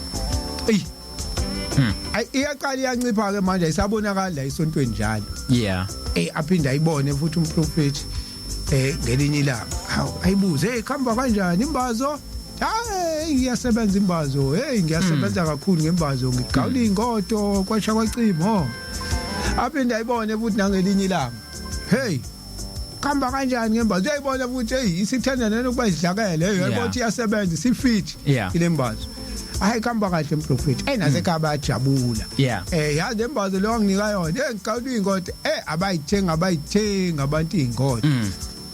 sekune income engenayo ekhaya through lembazo le ayinikezwe umprofeti nasekhaya sebeyajabula ngiyaphike nalenkulumo organize religion ayikuvumeli lokho ukuthi you must prosper ufuna uhlala uyislave sayo but abantu abathunywa umdali ufuna uthi ukholwa kodwa ukukholwa kwakho akutheli izithelo ngisho emndenini wakho abantwana bakho abangalambi umbakho ningaxabani kodwa umuntu oncamela ucabana nomdleli uhlala ehlele esontweni hayi lo muntu akasebenza uhlala ehlele esontweni hayi siyasebenza esontweni hayi siyoclean esontweni hayi esontweni kuukuthi hayi siyothandaza siyokwenza ukuthi abanye abantwana abafuna umsebenzi nenoni busy up and down naleli isonto alinikilutho yabo nanokuthi yabona nje mina I believe ngiyakholelwa into enekuthenini uNkulunkulu uyakupha yabona uma uzofunda incwadi kaDeuteronomy chapter 12 chapter 12 is 12 of verse 8 but ngicela ucheck it either chapter 8 verse 12 or chapter 12 verse 8 uthi uNkulunkulu yokubusisa imisebenzi yezandla zakho nazo so wena wenzani ngezandla zakho first thing ayitshela uAdam noEva ukuthi abasebenze exactly so wena ushuthi nje wena ubuka izandla zakho but organize religion ayisho ukuthi sebenza ithi thandaza wena uzophumelela organize religion ngeke so umubuka uthi ena umbuzo uthi njoba wagcina mhlawumbe uphumile noma wagcina uphumile esontweni ngenxa ukuthi wawufundiswa lezi zinto owawufundiswa zona lapho ebandleni my question to you is ukhona nowakwenza ngezandla zakho my question to you because I think spirituality if wawulalela unembeza nawe ngaphakathi kwakho unembeza nesikhathi ungenalutho Sambothi ungakutshela ukuthi xova amagwinya uyoma lapha ekhona enithizeni noma uyomesangweni lesikole but you procrastinate. What then you ulimele ngqondweni uyothina umfundisi sengibona le idea unembeza usukunikile uyothina umfundisi sengibona ngidayisa amagwinya uyothina abazalwane bengibona ukuthi ulokhu uprocrastinator uzenyeza uthi bayothina vele abantu ba-right bona but wena unomqondo ukuthi abantu bazothini engabuyisiza wena ekubeni kunabantu abaphilayo and ukholelwa emthandazweni ukuthi uzongisiza umthandazo ngesimangaliso nesithile nawe ongasazi but umthandazo uNkulunkulu usekhulumile nawe direct what yenza ukuthi but wena lokhu ungabazi ngoba vele wayifaka lento ungabaza yokuyingabaza uyingabaza manje yazi khona abantu abasaba ngisho success because the success izombeka kwi-limelight uyasaba ukuba kwi-limelight ngoba what if abantu sebengisole mase ngiyenzile what if abantu ngoba wayifakwa lento sikhathi umncane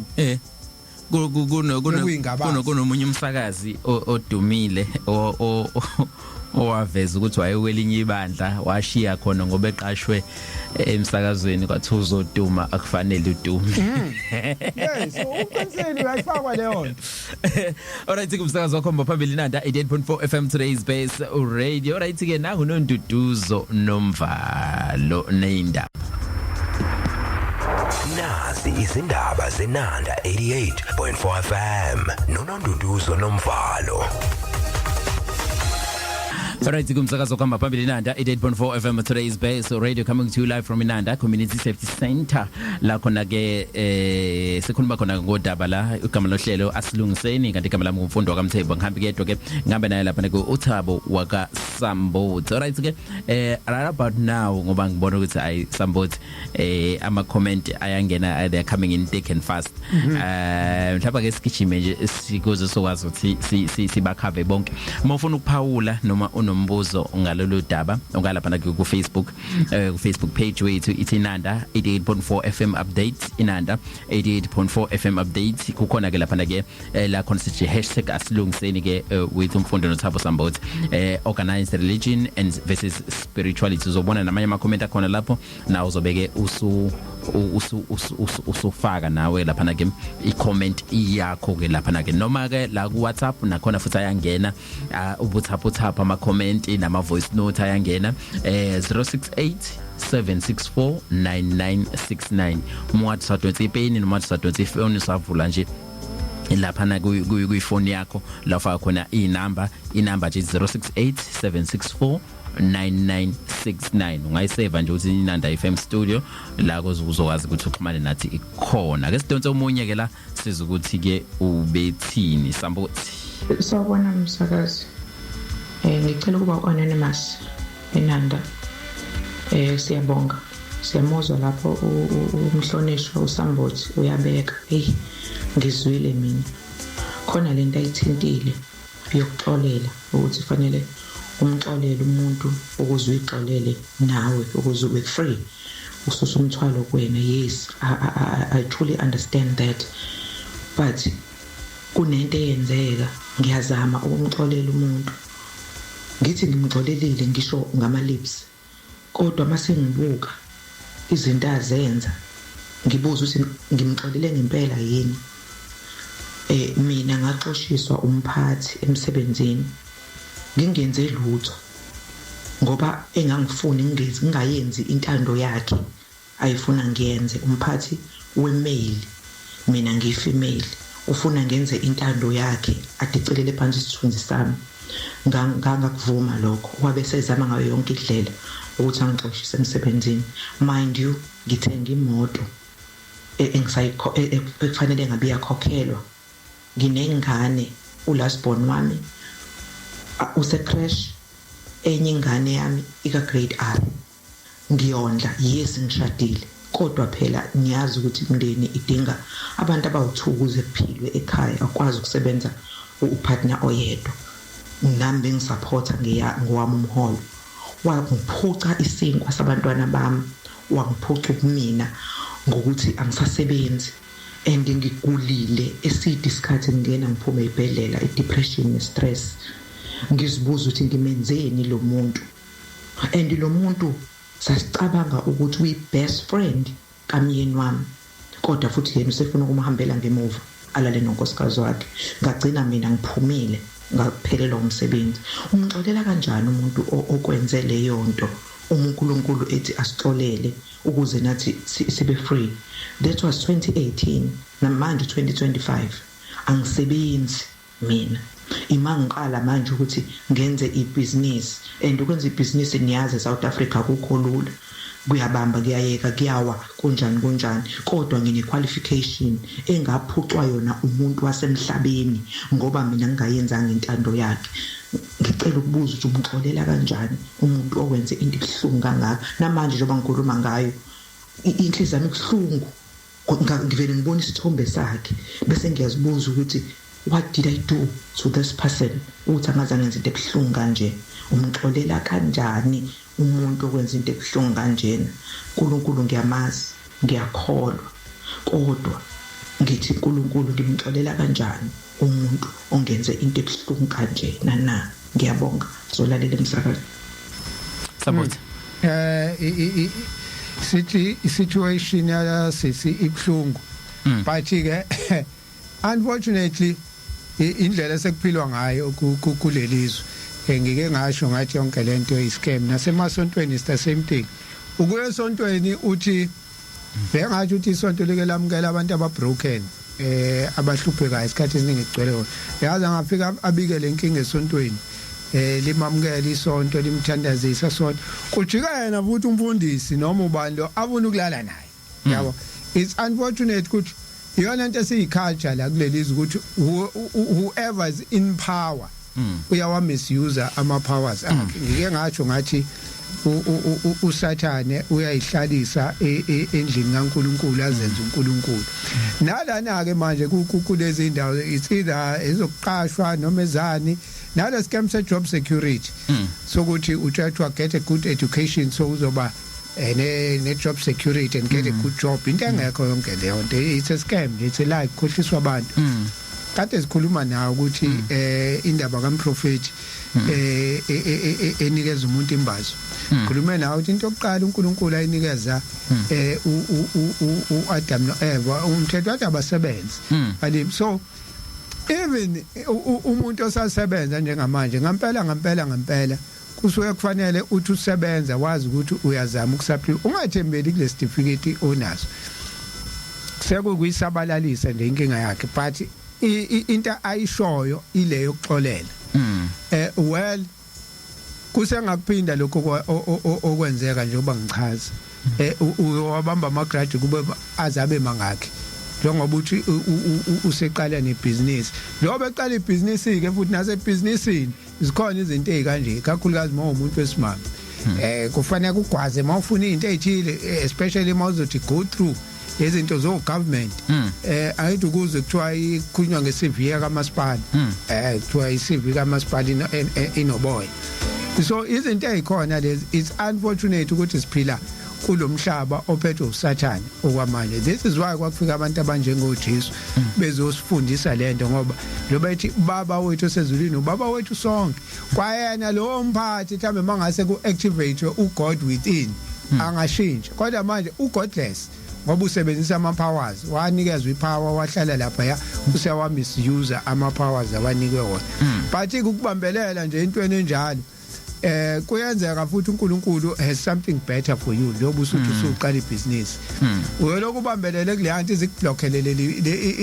ulibele ukufocus kuleyanto iblock ama blessings ekufanele ngazo ongena ebusinessini lakho ufocus ebusinessini okay wakwenza lokho wangixoshisa emsebenzini but ngilala ngikhona manje angifocus kulento engenzayo izosucceed kanjani. Ukuncenga ke nje akuyona into oyenzayo ke nami njengoba ngisho ukuthi ngazuthi lula lento engisho ayilula. Ukuncenga nje inhliziyo yakho kancane ize iziphole. Kukhona nezinto ekuthiwa counseling kukhona abantu abakwaziyo ukuyikhanselisha umuntu ayikhansele yena nje ayincenga izidlule ngeke uzukhohlwa kodwa uyakwazi ukuthi into nje uyidlulise kodwa uyikhohlwa iyohlala as a lesson kuwena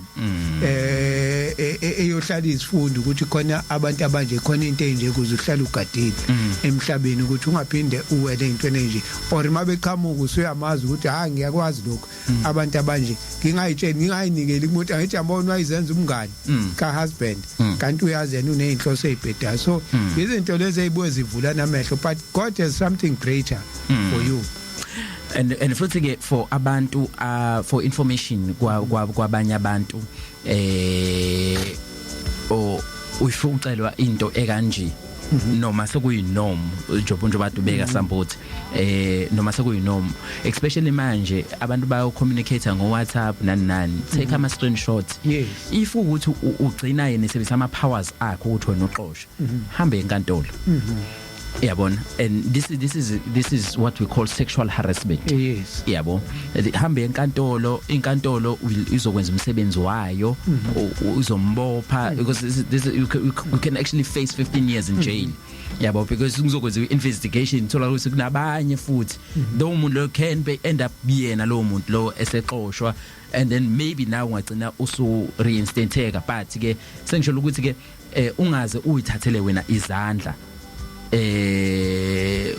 uyithathele wena ithwane umthetho ngezandla yabo so kuneyindlela zomthetho especially if you have proof unobufakazi kunendlela yona ongenza ngayo ukuthi ayibo nakho kwenza kanje and then you take on that route but ke futhi nakhona futhi sisakhuluma lapho sambuzo ukuthi angifuna siphume kakhulu umlalela ngafunda lapha uLuka 23 verse 34 ngeke ngashumayela ngawo ngangenza amazwi esikhombisa ethi uthi uJesu baba bathethelele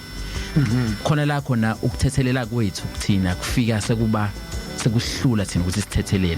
base sicela ukuthi yena ubaba akathethelele ngoba yena wazi kangcono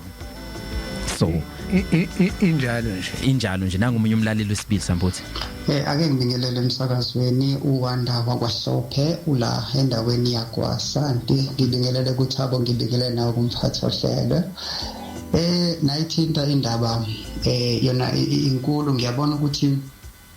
uhlelo luthatha ukuthi luba relevant ngasona sonke isikhathi ngoba singabantu kuke kuhambe kube nokuduka kuba khona kodwa kuqala manje kuqala esikhathini sakuqala ingakho umubheka uma kuletha uJesu ngoba kwakumele azobreaka lezi zinto eziningi esezenzakalile ngoba abantu basebeyithatha lento sebemise izinto zabo as a religion ukuze bakwazi ukuthi bayilokhuze bazidumise bayituse kwabe sekusuka ububona uma ngithi ububona ukuzazi bona ngoba iqala endabeni ukuthi uxhumane wena nomdali ukuze wazi indalo kamdali lo mdali ongaphakathi ngoba ingakho mekuthiwa siyamhlambe kulesi story sokuthi umdali wamphefumulela umuntu so uyabona ukuthi umdali wakhile kumuntu yise ngiya kule ndaba kaJesu athi uJesu uma ufuna ukwazi izulu libheke ngaphakathi kumuntu noma umuntu efuna ukuzazi yena uqobo lwakhe akazibuki ngaphakathi uyobe sazazi ingakho methi lapha yami eziveza lapho kuMoshe abanye bathi Moses athi nginguye ongunguye wena uthi mawuqala ubuza umbuzo kuthiwa ungubani bese wena uthi ngingu uqala ngobani uqala ngaye lo ongungu lo zambulayo ngesimo sokuthi uyahamba avaleleke uvalelwa yireligion imboze ngoba kunabantu abasuke bazi iqiniso kodwa iqiniso bese befuna ukulivalela uyabonga ngoba basuke befuna ukudominate bese bedominate ngereligion ingakhathi uJesu thina sikholwa kwesikwaziyo nenkolo engakwazi wayesehlukanisa inhloko nesiphanti between these two people between the religion and the spirituality uma ubheka uJesu ingabani inkulu wayekhulula abantu ngokwe-spirituality but laba abantu bebuka ukuthi now yabona kulokho esikuzuzayo we are failing because of lo muntu usimele ekuthenini singakulokhuzi so umqondo ngendlela wakheke ngayo once wamanipulatheka uyakhohlwa ireality. Uma usukhohliwe ireality bese ufocusa kulezi zinto ezibambekayo nalezi zinto lezi ezikhulunywa ilokhuzana ilabantu abafika ngenhloso ethize, bese kugcwala kakhulu lokho kusigobelozela, bese iyalahleka lento kaMdali yokuzazi. Ingakho mesithi kanti wena ungubani, bese uthi mina ngingu. Uma ukhuluma ngomzimba wakho uthi umzimba wami ubhlungu, ubani lo wami? There is I, I uyinkinga. Ingakho sithi I am who I am, it's still remaining within you. Ushilo Thabo, Baba wethu osezulwini, look yourself from within so that you receive yonke into. In the fundamental of thought, it's created from within ukuze manifeste ngaphandle. Uma manifesta ngaphandle kumele manifeste ngendlela right. Kodwa uma isihijackwe imimoya ethize, it will manifest wrong. Sizobona sekuthiwa ulahlwe uselahlekelwe ngunembeza, usembethwe into ethize yokuthi acreate into wrong, ngoba ngokwe-analytic mind lo mqondo lo hluzile, lo mqondo kaMdali uyenza yonke into ibe perfect. Kusho ukuthi lapha ngaphakathi kuthina emqondweni yethu kunalento le ekwazi ukwenza izinto ngendlela perfect, okungumqondo kaMdali. Ushilo ukuthi ukuthi uma siveze endaweni ezithize nasebantwini ethize unegama lakhona afika ayiveze ngalo. Kodwa laba abasile, laba abafuna ukuhweba, laba abafuna inzuzo, bese becriticize isystem ethize ngoba befuna ukuexpose, ukudominate ngereligion yabo. Kodwa nje indaba enkulu ilele kwi-spiritual. Ingakho uma ufuna ukuyiqonda lezi zinto kuthiwa qala ukhululeke spiritual, kumele sithole abantu abazosikhulula. Ingakho sithi asilungiseni. Ingakho ngithi lolu hlelo lo relevant ngoba silungisa lento ukuthi abantu abazazi. Once bazazi bazomazi uMdali, bese kuba lula ukuba nale access yokuxhumana noMdali. Asibuka umuntu ngokwendalo kaMdali, then yonke iformula iyobe siyabhalansa. Ngiyabonga kakhulu. Ora siyabonga kakhulu kuyena lapha ke uBrian Hlophe. Ake sizokuthi omunye uthini la. Hayi ahlonishwa, angibonge man ukuthola ithuba uhlelweni leni. Igama ngokhaya ngwaNtombela. Bonke nje nanesihloko esithanda ukujula, phinde kube ukuthi kube khona okuncane ukubonayo ukuthi kuyaye kufihleke nje emehlweni ethu sigcine singasakuboni. Mawunake religion into esenginotisile ngayo ovisikhathi nje nami ngiqhathanisa ukuthi yiphi into elahlekile la. Ngeke ngaba umuntu obayo involved kulezi zinto zamasozo okholwa ngokwamasonto, but uhamba ngahlehla ngokubona ukuthi hayi lento ikhona into engahlangani kahle. Emawubuka ireligion lene khona njengamanje, inhlaka zakhona eziningi azikethi ukuthi umuntu uphila kanjani. Umuntu ufidwa nje endlebeni, ukuthi uNkulunkulu njengoba umuntu emenze waba neindlebe nomlomo namakhala nezandla nakho konke okunye okuyizinzwa ngolimi lwesikole esiyisebenzisayo. Abantu laba be-religion bakutshela endlebeni kuphela. Lento ingikhumbuza inkulumo inye imfundiso ikaMr Oliphant, ikhona lapha athi khona oluluphondo olwaphumayo oluncane lwalunamehlo nomlomo lukhuluma okungelona iqiniso ngoNkulunkulu. Mawubuka laba bantu laba bayakutshela kuphela, bafuna uzwe lento le abafuna ukuthi uyizwe. Abakufiti ngapha benza okuhlukile, bakutshela okunye endlebeni bese kuthi ama-plans abo, ngoba konke okwenzekayo esikuphilayo namhlanje kungama-plans abo ebenza okunye. That's where ubona khona abantu bebuka iphone, bedla noma yini ngani. Lento ye-spirituality ne-religion lapha efika ishayeke khona. I-spirituality sifuna umuntu odiscipline. Ma u-spiritual awudli noma yini, awubuki noma yini, ngoba noma yini oyidlile idigestwa ingqondo. Maqede besithumela ama-messages emzimbeni ukuthi yini okufanele yenziwe ngaleyo nto. That is where kutriggeka ngisho inkanuko kwabanye abantu khona. Ngani babuka baphinde badle izinto eyi-wrong, ngani kuvalekele iwindi le-spirituality bakulento ye-religion. Ngani kwi-religion utshelwa ngalento oyilokhu oyitshelwayo, kuphinde kube ukuthi njengoba eshilo ubaba Sambothi uNkulunkulu bamkhipha kuwe bambeke esihlalweni lapha kube umuntu oya kuye so to create need ukuthi uhlale ureliant to lento le yabo ye-religion angibonge ngineluli kakhulu ukhaya ngoNtombela Foka Ntombela hey anaba hayi mfethu Foka Sambothi into engiyithanda ukuthi ukhuluma futhi ngeexperience yakhe yes yabo kumnandi baningi abantu abalalele abakule ngcindezi but onefike ngisho ukukhuluma la emsakazweni yeah ukuthi lento hayi ingicindezelela nala kuba kahle umuntu ethi hey mina lento hey ngake ngangena kulento yangicindezela yes kanje hey alright umsakazo khamba phambili Nanda 88.4 FM today's best radio kubi ku WhatsApp wethu yo ngiyasaba mhlawumbe akazi ubuzocinde kwadlale wonke lama so zama FM when we return more of the music you love 99690687649969 mafuna ukuphawula nawe lapha ku WhatsApp bayangena balaleli ake ngimbingelele emsakazweni ngenkulu injabulo yokuthi ke namhlanje izingishayele ngisekhaya eweekend impela isonto ngaloko nje ukukodwa ngiyibongela ukuthi ngikwazile ukulalela inanda 88.4 FM ilecturer umfoka Sambothi naso njalo lesi sibongo ngasolo ngathi usambadi kodwa ke angikhola noma kama lecturer ame ngaphelele namhlanje kodwa nginayo ke mayelana nesihloko lento yokuthi mina ngiyibheke ngendlela yokuthi uNkulunkulu ngazi ukuthi usenda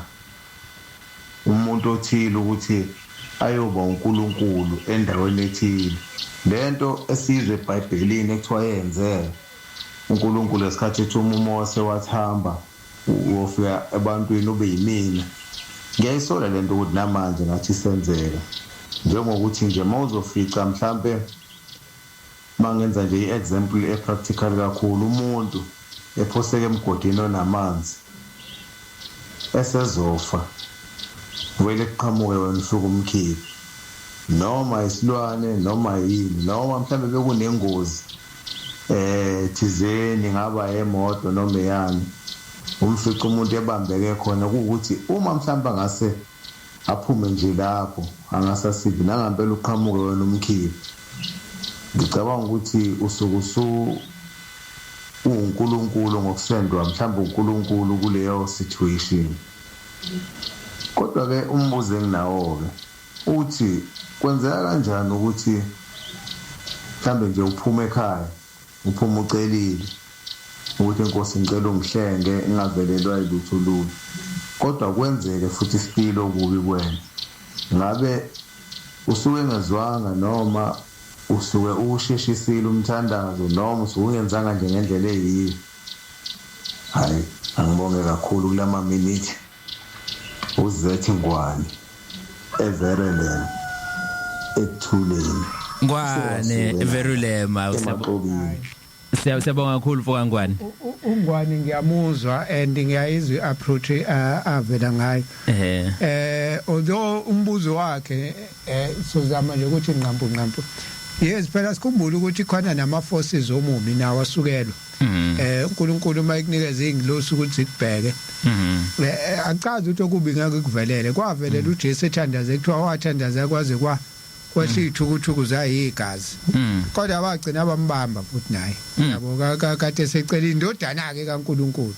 so akuchaza ukuthi okubi ngeke kukuvelele ngoba noma ubuhleze namaqhinga asivale lapho nje okwamanje kodwa ngiyayizwa nento kade sichazela yona mhlawumbe ngelinye ilanga nayo siyongena sithi Ngwane hayi ubekile Ngwane Verulema siyabonga Nangisibusisi ukuthula makube nani e-studio ohlelweni asilungisile ukuthula sibusisi hayi ucacisile mfoka Sambothi siyabonga kakhulu kahle hle akekho ongenaso spirituality sakhe ngendlela oyichaze ngayo ngicela ukubuza ke ukuthi imimoya emihle iyawazi yini uactivate ispirituality sokubonela omunye umuntu izinto ezingabonakali ngokwemehlo enyama njengokuthi nje khona abakwakhela itulo lokubulala. Ngikhumbula ubaba uMbhele wake wathi asikho isidingo sokuthandazelwa umunye umuntu, kufanele uzithandazele wena direct to umdali. I-religion asikho isidingo sayo ngoba akukhulunywa ngezinto okufanele ngabe kukhulunywa ngazo lapha. Into ekhulunywayo lapha i-division, uxabanisa nje abantu ukuthi abantu fanele hlale bebhekene ngamehlo abovu ukuthi lo uyangithakatha, lo akangifuni, lo akangifiseli okuhle. Yabona nje manje isidingo sayo asikho ngoba asakhi, ayikho into eyakhayo, ayikho nje into eyakhiwa i-religion njengamanje. Mhlambe bekungcono laba abadala bamathiwa ama-mainline babengcono ke bona ngoba noma kwakuyi-religion kodwa into eyayikhulunywa khona noma yayingasizi kangako kodwa kwakungcono ngoba kwakhulunywa direct nje, kukhulunywa ngaso isono leso ukuthi khona isono noma ke isono singazi ukuthi yini into okuthiwa isono. Hayi ngiyabonga uDlamini. Sibalikhulu ubeka i-comment ayinambuzo. Ya ukhona lana nomunye umlaleli akusimdonsa. Ngibingelele studio eBhuthaba wayithinta indaba. Sacela ungifihla. Leyo nto Bhuthaba okhuluma ngiyibonile, ngiyibone kumngani wami mina. Kumanje senzeka. Umngani wami solo aqala ukusonda. Angisamazi. Mhlambe seno 10 years. Ngikutshela ukuthi angaze einkonjeni abantu batshelwane. Ngeke.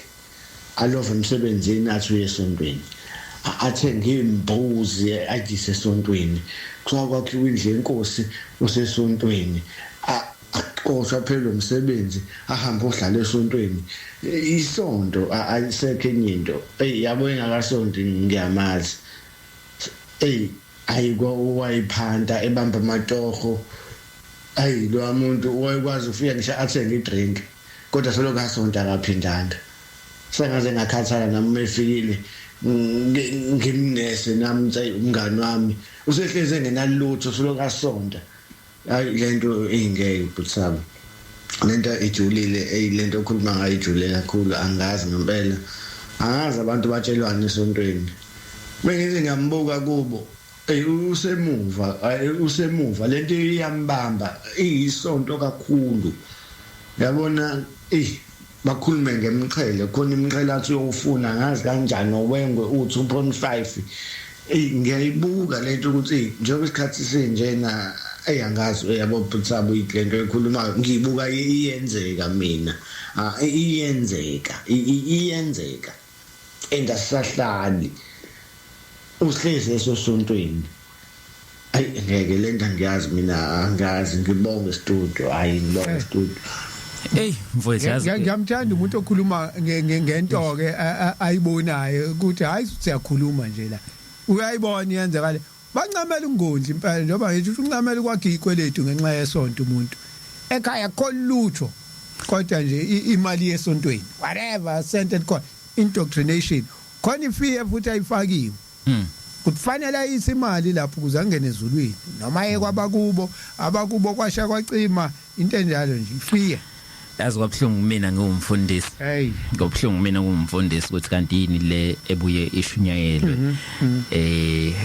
Kubhlukwa yazi hlukaniswe nomndeni mfowethu le ungazondinga sabhlungu kumina ukuthi kanti abantu babuye bavule mapha amavisi noma babuye bavule konke futhi amabandla. Okay, all right.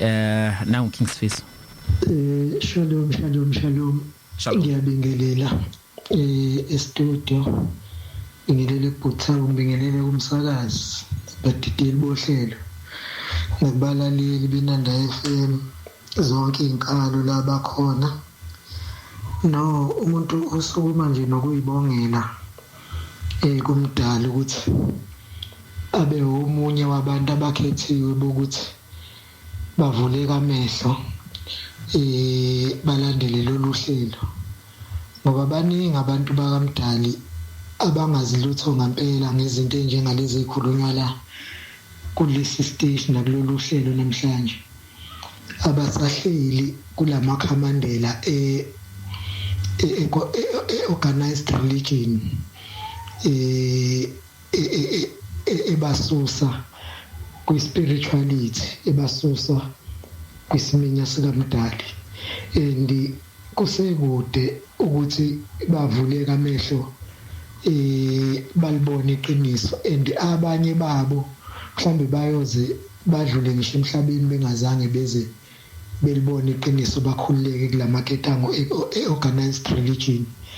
Ngisukuma nje nokuyibongela kakhulu uNkulunkulu wami kumdali nangokusipha ke nje abantu abanjengabo oBhuthabo obabundabi obabu umbhele may his soul rest in peace oBhutmaya Sis Queen Rejoice Ndlovukazi Mapuli ababa nokuthi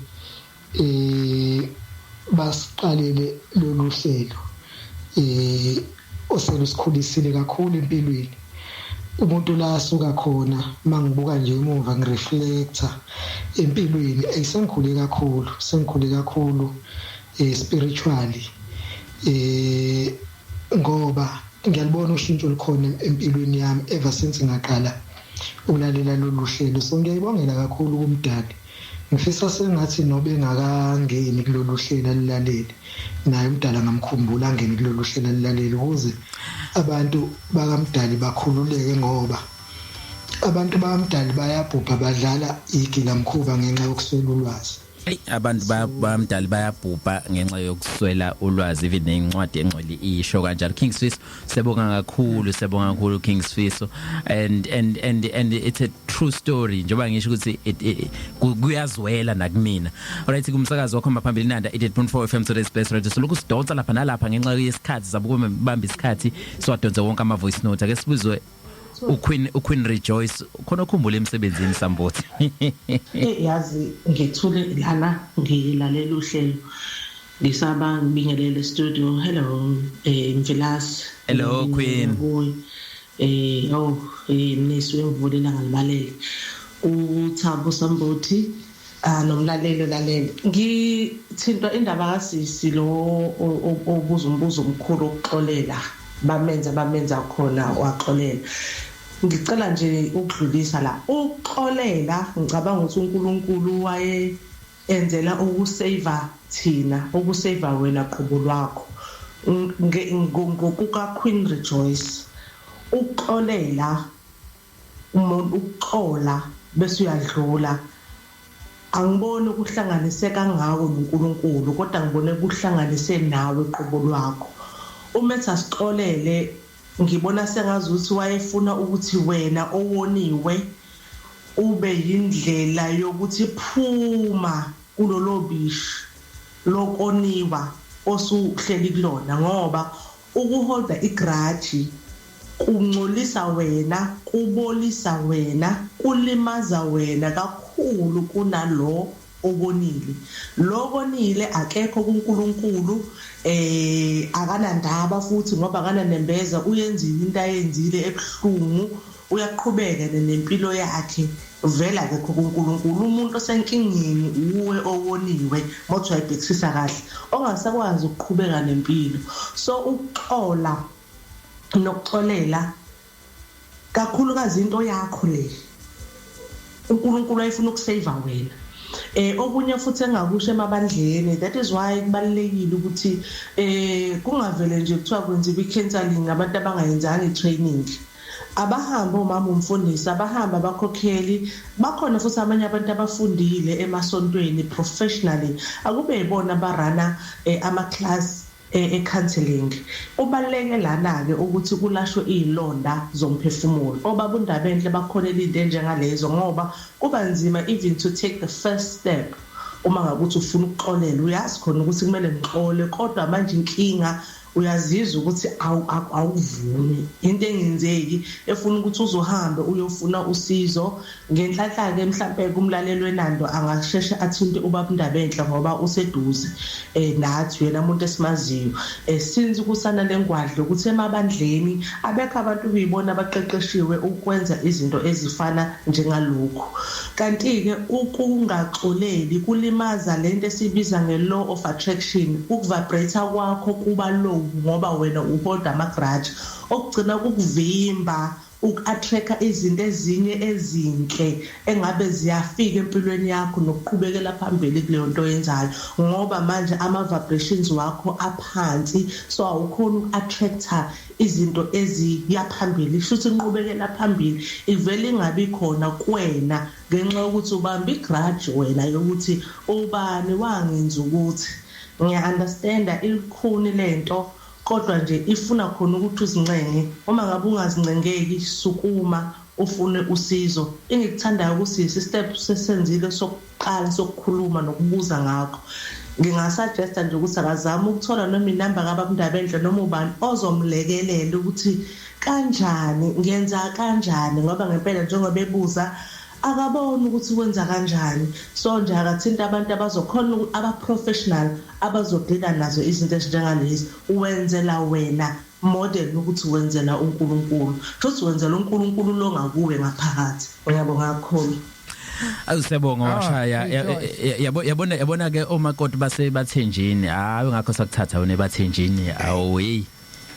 uma umthembulo ade khuluma lana akuvele lokho nangu uskills apha ukuthi religion is a system that has messed up families and relationships. It's a cancer that those who planted it are proud and of how it has become generational curses. I wonder why the world doesn't hold places and leaders of places such as a Vatican accountable for things such as slavery and nonsensical scriptures. Scriptures are not nonsensical.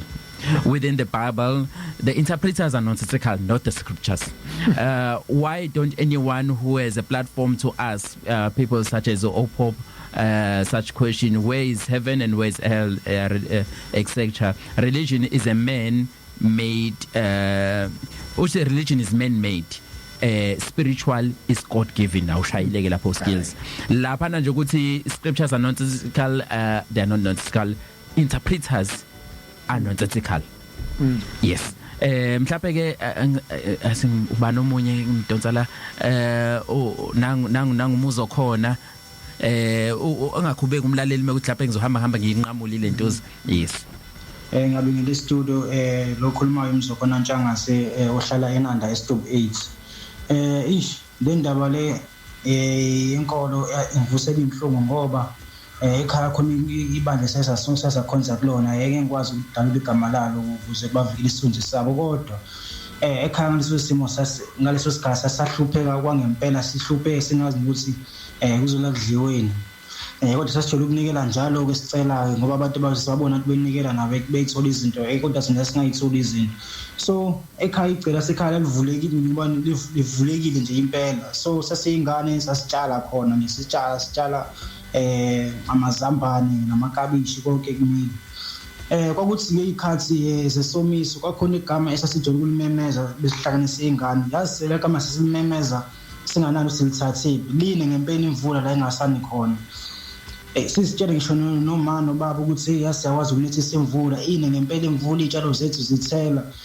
uma wacabangisa wathi azokuthina then lezi tshalo esitshala sidayiseni ukwazi usole imali ingene ngempela sayidayisa sasipila ibusiness le kanjalo ukuthi sina singana sasiyatshala uma uyadayisa imali yangena sakwazi ukuthi sisole izokudla kodwa kwathi uma engatshela ebandleni abazalwane ukuthi la ekhaya sikwazi ukuthi singane zakhe zakwazi ukunethisa imvula sikwazi ukuthi senze imali ngalokho ngenxa yethi nesingane sikwazi ukutshala sikwazi ukuvula ibusiness wabeka itafula emgaqweni ukuthi edayisa amazambane namakabishi emva lokho ngakusasa sasingane sabizo la phambili sathandazela kwathiwa sikhishwe namademonani la ukunethisa imvula amademonani ngitshela ukuthi indlala yabuya njengoba injalo sahlupheka ke ekhaya ke sesithi siyaphuma enhluphekweni sabuya inhlupheko njengoba injalo sathandazela kwathiwa silikhohle igama esilimemezayo ungaphindi silikhumbule kuze namuhla lelo gama asalikhumbula nokulikhumbula sabeka izandla la emakhanda sathola sachelwa ngamanzi kwathiwa yaphuma idemoni sikhohle ligama leli sade silibiza lisingale mvula kuzobe namuhla nje asiphindanga salikhumbula lo gama. Right, kumsakazo khoma phambili nanda 88.4 FM Today Space Radio iyo inzima ke la. Iyo lesikhuluma ngako ukuthi organized religion ayibafuna abantu bakhululeke. Because it rules isebenzisa fear eyakumanipulate ukuthi udependele futhi kuyona. So laba sebeyakhululeka sebeyakwa ingane njengoba ngishilo athi wathi ubaba uMbhele ithopho ikamveli nqange lamagama lawo. Ingane zikwazi ukuthi tap in zabiza uNkulunkulu wasabela wanisa imvula. Alright baphila yo but religion ayikuvumeli lokho fanele kudepende kuyona. Usizo laphana uthi organized religion is opium which has destroyed our mental intelligence and thwarted our freedom. We are dubious mentally. Sizwe Zondi Nondaba Kennedy Road. Right ke uba nomunye simutholayo la. Okay now ngicela ukudonsa laphana ke ubani Mufukeng. FM Nanda ngisemhlabeni wasateni tukwa kaMfukenda Ox ngithi mina nisayibambile ke lapho ke Thabo konje na umfundisi Mthembu lapho ngamafishani nje mhlawumbe masini nikhuluma ngale topic le nikhuluma ngayo organized religion versus spirituality onzo le esikhuluma ngayo thina sikuyona le eBhayibheli iyona le ebambe abantu abamnyama emqondweni. Why abantu abakholwayo noma mhlambe ke ngithi thina indli emnyama esikholelwa kakhulu ke enkonzweni noma eBhayibhelini why singakwazi ukucabanga ukwenza izinto thina mawubuka la emhlabeni we are the consumers sabathengi thina asikwazi ukucreate izinto. Why? Yingoba phela abantu sibambezele kakhulu ukuthi sibambelele eBhayibhelini ukuthi iBhayibheli lithi kanti